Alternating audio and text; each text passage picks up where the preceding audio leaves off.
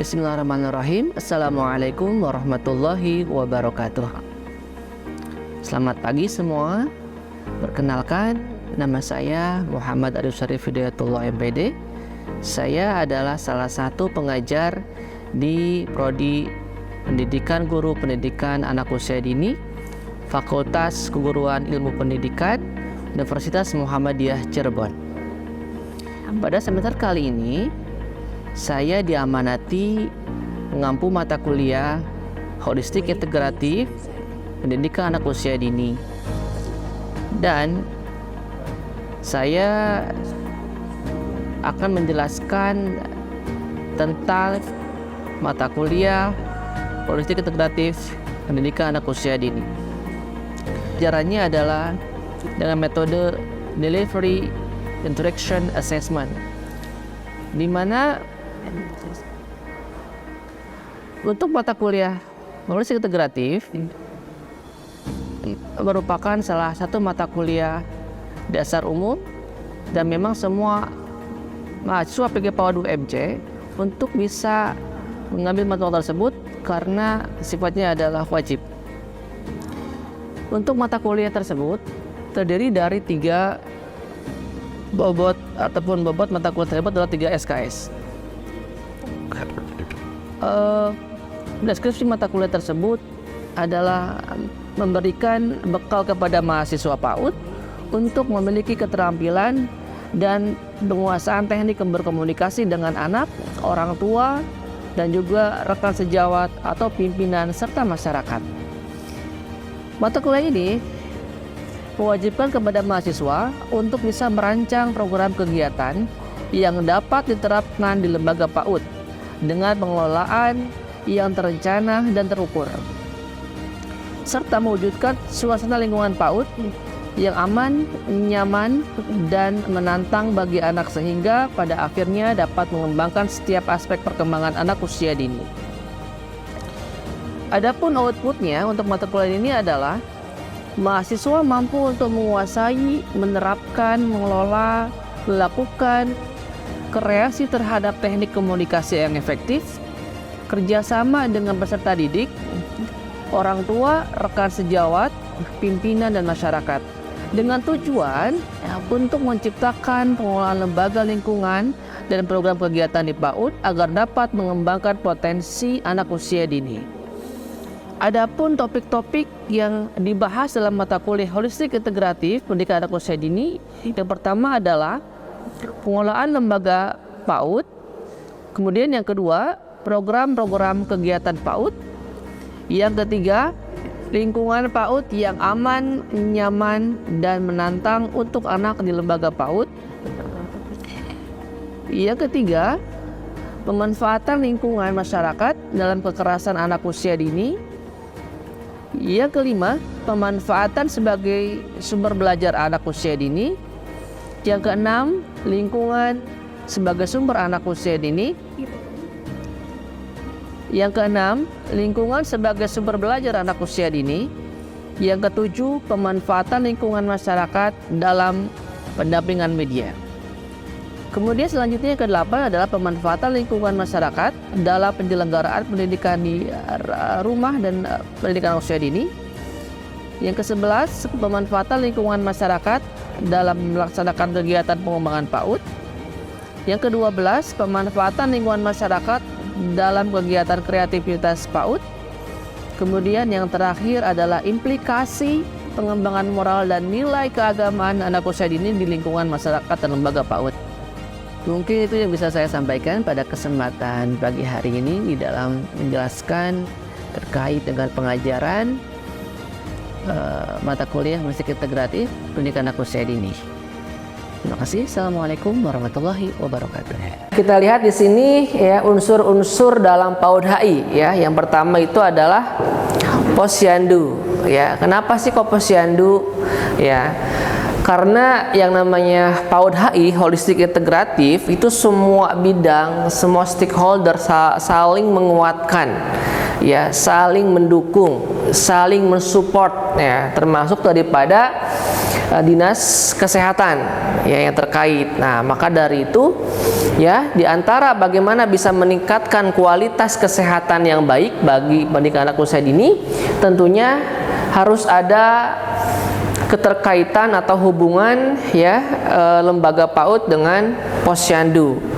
Nah, mungkin diantaranya harus membuat MOU atau MOA begitu ya, agar ada kerjasama ya antara lembaga pendidikannya dengan lembaga kesehatan, yaitu di sini Posyandu.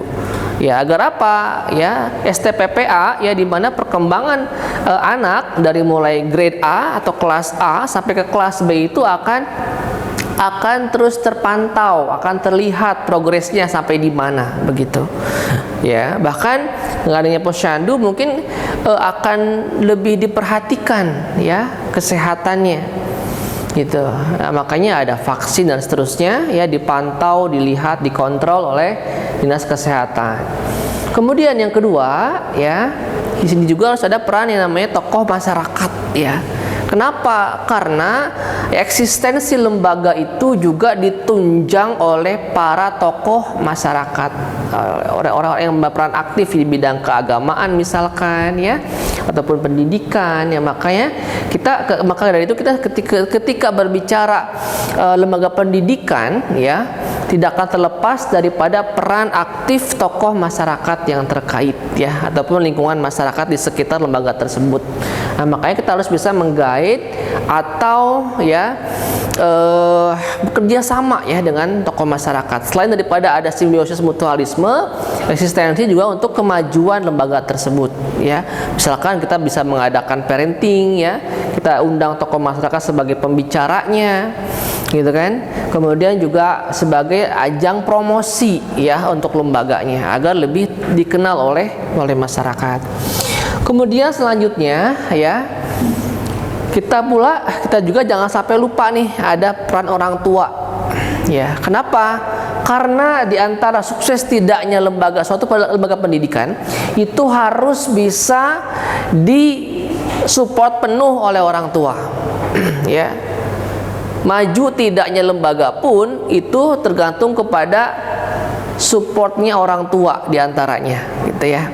Maka kita ketika menjadi seorang pedagogik, praktisi di lembaga pendidikan ya, kalau bisa kita adakan semacam family gathering misalkan, atau ada parenting misalkan ya, setiap semester sekali atau semester 2 kali, agar ada rasa kekeluargaan, ada chemistry yang hadir antara guru atau para pedagogik, praktisi dengan orang tua ataupun wali muridnya gitu ya, sehingga akan ada relevansi, ada sinkronisasi, ada integritas, ada terintegrasi ya antara pendidikan di sekolah dengan pendidikan di rumah. Jadi berkesinambungan, tidak putus di sekolah tapi berkelanjutan, di follow up di rumahnya oleh orang tuanya, sehingga akan memaksimalkan pendidikan yang ada di sekolah tersebut. Oke, selanjutnya di antara unsur PAUD HI juga harus ada ya supporting dari yayasan ataupun lembaganya. Tidak akan terbentuknya PAUD HI kalau tidak ada supporting dari yayasan tersebut ya. Maka dari itu saya berharap kepada ya para guru yang nanti kelak ya akan menjadi, semua kan jadi guru PAUD nih ya gitu kan ya, ada jadi owner, pengelola, ada yang jadi mungkin pengajarnya ya, ataupun mungkin ada bagian staffnya gitu ya. Maka kita harus bisa bekerja sama dengan yayasan itu dengan baik ya, jangan sampai ada konflik internal dan yang lainnya ya. Maka dari itu di antara faktor utama ya untuk bagaimana supaya unsur-unsur ini bisa terpenuhi dan supporting itu, maka ya yayasannya sangat berperan penting gitu ya, karena di antara kemajuan tidaknya lembaga itu juga dari yayasan tersebut. Kemudian terakhir ada pemerintah ya, ini pemerintah juga ya sangat berperan aktif ya dalam bagaimana supaya bisa memajukan lembaga ataupun yayasan ya. Oke, selanjutnya ya kita lihat di sini no child left behind ya. Jadi pada intinya adalah tidak ada ya anak yang terbelakang ataupun ya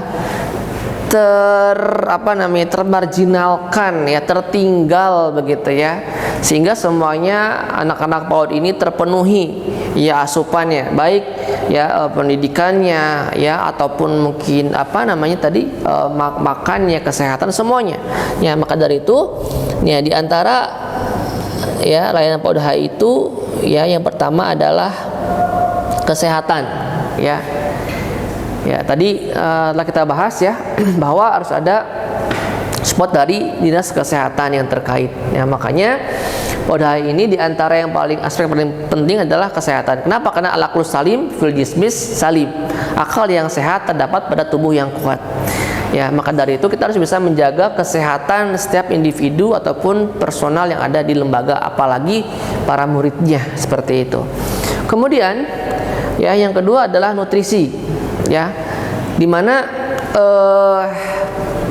kenapa sih di PAUD ini ada snack time ya, bahkan ada istilah yang namanya lunch time ya. Jadi ada snack time itu ketika istirahat ya, kemudian lunch time ketika makan siang. Bahkan ada sebagian sekolah yang memang menyediakan makanannya ataupun nutrisinya dari sekolah, tidak membawa dari rumah ya. Bahkan tidak boleh belanja ataupun beli dari luar sekolah ataupun pedagang-pedagang yang di depan sekolah gitu ya. Kenapa? Karena ini menjaga asupan nutrisi yang cukup ya, yang memadai bagi anak itu sendiri ya. Ya, bahkan saya pernah mendengar ada sebuah cerita ya dari seorang anak petani yang ada di daerah Jogja, di Klaten itu anak petani ini ada yang bisa menjadi dokter, ada yang bisa menjadi TNI Angkatan Laut. Padahal dia anak seorang petani. Ternyata di antara tips ataupun formula ya, inovasi yang memang dikembangkan oleh petani tersebut yang memang alumni UGM gitu ya, tapi dia lebih suka di lapangan gitu ya, tidak mau kerja di kantor begitu. Tapi anak-anaknya sangat luar biasa ya, sukses ya, menjadi seorang dokter dan juga menjadi seorang TNI Angkatan Laut ya gitu. Nah, di situ setelah kita wawancarai, ternyata di antara triknya adalah sangat menjaga asupan makanan dan minumannya ya. Bahkan ketika berangkat ke sekolah pun membawa bekal dari hasil dari hasil kebunnya atau dari hasil sawahnya gitu ya, sehingga tidak membeli dari luar ya. Maka dari itu ya nutrisi ya itu sangat penting sekali, apalagi nutrisi untuk otak ya, supaya ya kelak nanti bisa menjadi generasi yang unggul di masa yang akan datang ya. Makanya kenapa sih al-atfal itu ya, namanya child itu ya, ataupun anak kecil ini adalah merupakan pondasi fundamental yang mana generasi emas akan menentukan seperti apa masa depannya. Bagaikan pohon yang masih kecil, kita masih bisa merubah ya. Ketika pohon sudah besar, menjunjung tinggi, itu akan sulit untuk kita rubah gitu. Makanya pondasi yang paling penting adalah ketika masih anak usia dini. Yang ketiga adalah hak. Sebentar, bisa kelihatan ini. Hak dan proteksi anak ya. Di mana di era globalisasi seperti saat sekarang ini ya, mungkin coba kita lihat fenomena sekarang ya. Mungkin di sini ada tidak yang pernah ya melihat langsung atau mungkin mendengar informasi ya bahwa ada anak yang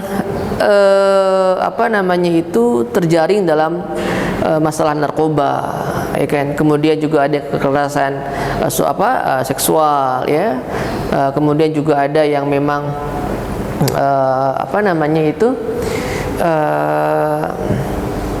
terdiskriminasi gitu ya. Ya, itu diantara kenapa kita harus bisa memenuhi hak dan proteksi anak. Dulu pernah ada kejadian di salah satu sekolah ya, di international school, di mana ada anak yang memang ya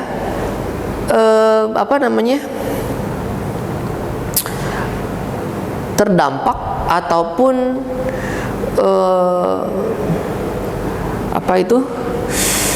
terkena penyakit HIV dari mulai kecil itu ya, ataupun AIDS ya, karena memang ya dia itu ternyata setelah diselusuri ya ada pelanggaran norma norma agama ataupun norma negara ya, yang memang dilakukan oleh gurunya, bahkan guru sebagai pelakunya ya. Dia pernah mendengar ya di berita gitu kan, di JIS itu kan ya, international school gitu ya, ya, karena memang ini yang terjadi. Makanya kenapa di PAUD HI ini diantaranya adalah harus ada hak dan proteksi anak gitu. Itu karena melihat fenomena yang terjadi saat ini ya, pedofil itu banyak gitu ya. Nah, itu yang harus kita antisipasi ya dengan adanya PAUD HI tersebut. Baik, selanjutnya adalah parenting. Ini penting banget ya, dimana wawasan pengetahuan untuk cara mendidik anak yang baik ya, versi Rasulullah ataupun versi para ilmuwan, para expert, itu sangat penting banget diketahui oleh orang tua, oleh masyarakat, agar ya pendidikan anak ini bisa optimal ataupun maksimal ya. Maka dari itu kita adakan parenting ya, baik di sekolah, di lembaga ya, ataupun di instansi lainnya.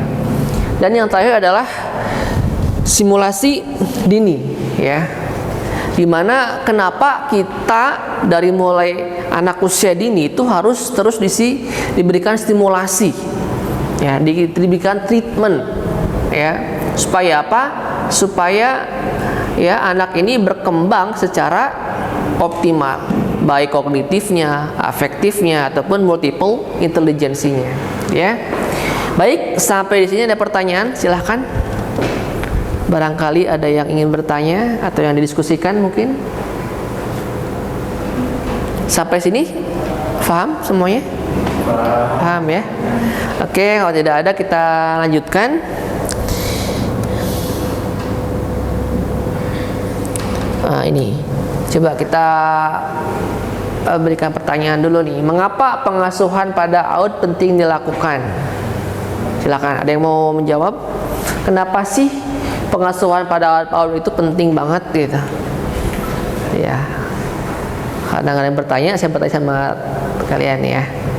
Silakan. Mungkin perempuan ada yang mau menjawab atau laki-laki? Silakan.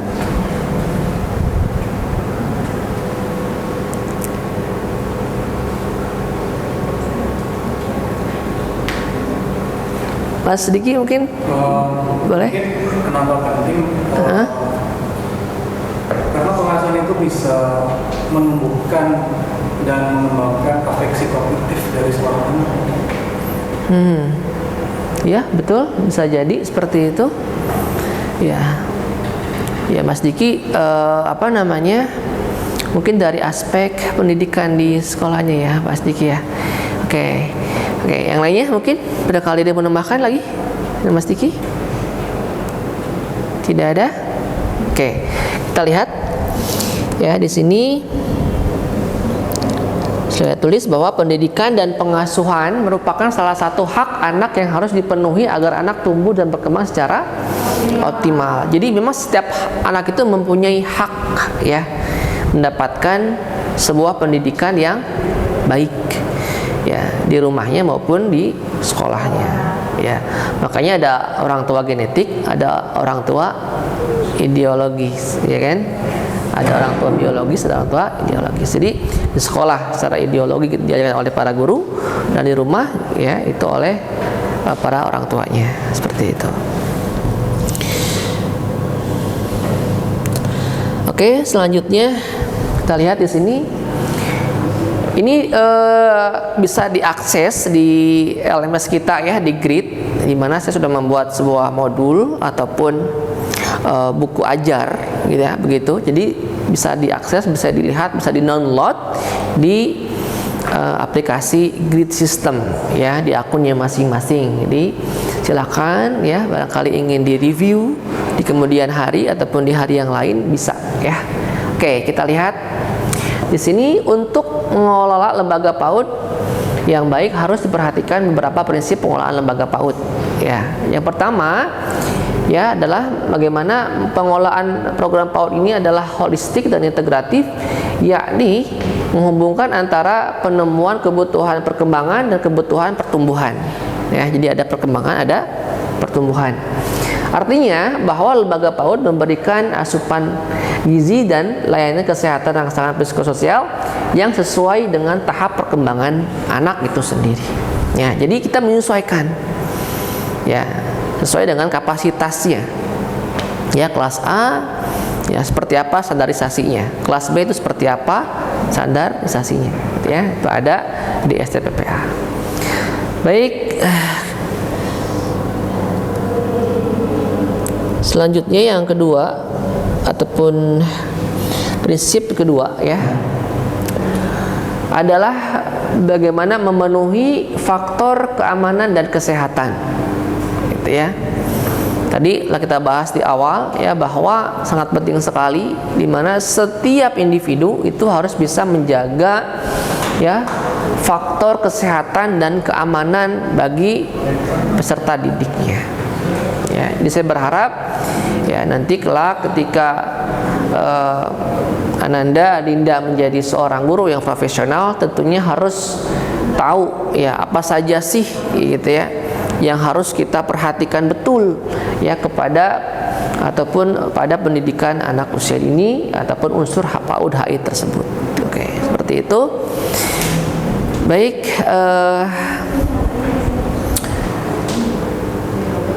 yang terakhir, yang ketiga ya, itu memenuhi unsur kenyamanan ya. Lingkungan yang nyaman ya terbangun apabila hubungan ya dalam didasari oleh kasih sayang, saling menghargai, menerima, membangun ya. Kemudian konsistensi dan konsisten ya. Oke. Nah, ketika peserta didik itu sudah nyaman di dalam kelas gitu ya, maka tentunya mereka akan konsisten dan komitmen.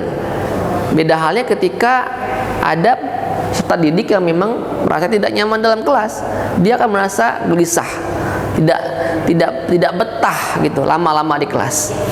Ya, maka dari itu bagaimana supaya menciptakan mengolah pola kelas ini begitu penting ya agar menciptakan ataupun membentuk ya anak-anak ini nyaman ya di dalam kelas tersebut. Makanya kalau di PAUD itu ada namanya sentra. Ya, ada sentra bermain, sentra agama, ya ada sentra musik, ada sentra bahasa ya. Jadi kelas itu berbeda-beda gitu. Dan semua saintifik integratif. Saintifik ya ataupun tematik terpadu seperti itu. Sehingga terbentuklah PAUD HI ya, holistik integratif. Oke, ya. Semua prinsip pengelolaan PAUD itu harus memperhatikan kebutuhan anak secara keseluruhan dan juga secara individu ya. Ya, jadi tidak sebatas individu, tapi juga harus keseluruhan ya, harus kooperatif gitu ya. Jadi semua saling terintegrasi, saling terhubung sehingga menciptakan sebuah ya pendidikan ataupun pembelajaran yang ideal, yang maksimal. Oke, mungkin sampai di sini ada pertanyaan? Tidak ada ya. Untuk nanti ada kuis ya, bisa silahkan dilihat ya di akun gridnya masing-masing, sekaligus juga absensi yang akan saya absen pada pertemuan kali ini. Sebelum saya tutup ya di pertemuan kali ini, jangan lupa ya ada buku yang memang harus diberikan kesimpulan ya. Kesimpulan ini dari salah satu buku ya karangan Gardner, di mana the fundamental development of children itu sangat penting banget ya. Kita akan coba coba kupas ya, dan tolong bisa translate kemudian memberikan summary ya, berikan kesimpulan ya. Dan mungkin nanti setiap minggu kita akan adakan case study ya, ataupun juga ada CBL ya, di mana case ataupun based learning ini juga sangat penting banget ya, supaya teman-teman semua bisa mencari sebuah masalah kemudian juga menghasilkan sebuah solusi ya, dari beberapa literatur yang ada ya, seperti itu. Oke, saya absen dulu ya untuk pertemuan kali ini. Oke,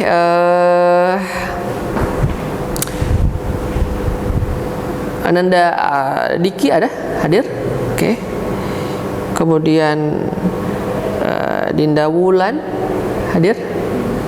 Tidak ada. Kemudian Silvi izin. Oke, ya. Baik.